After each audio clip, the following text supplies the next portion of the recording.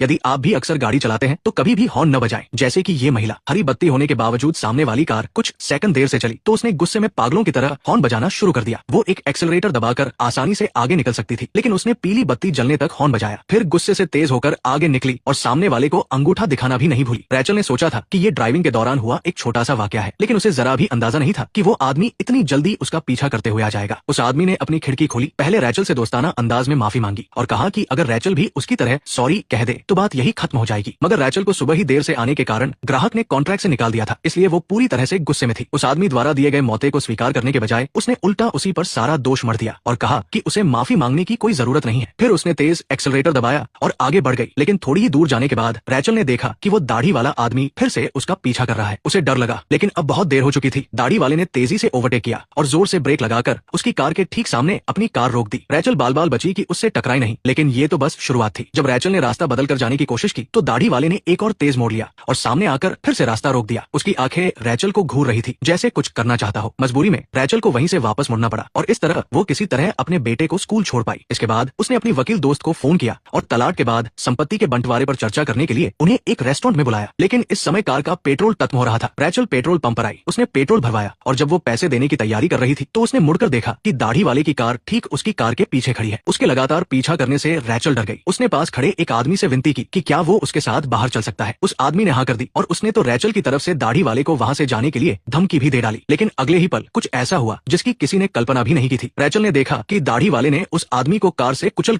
डाला। उसे एहसास हो गया कि उसने किसी ऐसे व्यक्ति को नाराज कर दिया है जिसे नहीं करना चाहिए था। वो तुरंत एक्सेलरेटर दबाकर वहां से भाग निकली। इस दौरान उसे न लाल बत्ती की परवाह थी न हरी बत्ती की, लेकिन इतना सब करने के बावजूद भी वो उसका पीछा नहीं छोड़ पाई। मुड़कर देखा तो उसका मोबाइल फोन भी न जाने कब चोरी हो गया था। ये देखकर रैचल और घबरा गई और सामने खड़ी बड़ी बस पर भी उसका ध्यान नहीं गया। बार बार बचते हुए भी वो सड़क पर चल रहे एक राहगीर से लगभग टकरा ही गई थी, लेकिन खुशकिस्मती से वाहनों की भीड़ की मदद से रैचल पीछा करने वाले से बच निकलने में कामयाब रही। कार खड़ी करने के बाद वो अंदर से बुरी तरह सहम गई थी, लेकिन उसे जरा भी अंदाज नहीं था कि बदले की एक और भयानक श्रृंखला चुपचाप शुरू हो चुकी है। इस समय रेस्टोरेंट में उसकी वकील दोस्त रैचल का फोन न लगने से थोड़ी चिंतित थी और दाढ़ी वाले ने रैचल के फोन की जांच करके सीधे वही का पता लगा लिया। उसने चारों ओर देखकर तुरंत वकील की जगह को पहचान लिया और रैचल की दोस्त बनकर उसके सामने बैठ गया। वकील इस समय भी उस आदमी से रैचल के बारे में पूछ रही थी। उसे जरा भी अंदाजा नहीं था कि आगे क्या होने वाला है। दाढ़ी वाले ने पहले वकील के साथ दोस्ती बढ़ाई, फिर उसका फोन लेकर सीधे रैचल को कॉल किया। जैसे ही कॉल लगा रैचल को अपने फोन के वाइब्रेट होने की आवाज आई। उसने बहुत ढूंढा तो उसे स्टोरेज बॉक्स में एक फ्लिप फोन मिला। कॉल कनेक्ट होने पर दाढ़ी वाले ने वकील को फोन पकड़ा दिया। कुछ देर बात करने के बाद रैचल को एहसास हो गया कि दाढ़ी वाला वहां पहुंच चुका है। उसने जैसे ही वकील को आगाह करने के लिए फोन वापस लेने की कोशिश की, दाढ़ी वाले ने फोन वापस ले लिया। बहस ज्यादा बढ़ गई और दाढ़ी वाला और ज्यादा आक्रामक होने लगा। सामने बैठी वकील को आखिरकार कुछ गड़बड़ होने का एहसास हुआ। उसने अपना फोन वापस लेना चाहा,